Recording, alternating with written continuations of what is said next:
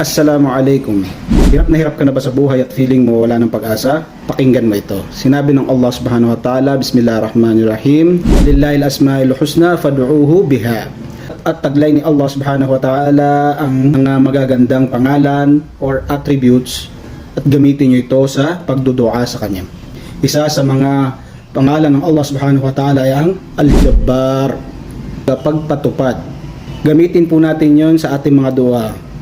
Ya Jabbar, sabihin mo ang iyong problema. Kahit gaano man yan kahirap, kahit gaano man kaimposible na mangyari, humingi ka at gamit mo ang Al-Jabbar, lahat yan ay masusolve ng Allah subhanahu wa ta'ala. Dahil ang Allah subhanahu wa ta'ala ang tagapagpatupad ng lahat ng shay.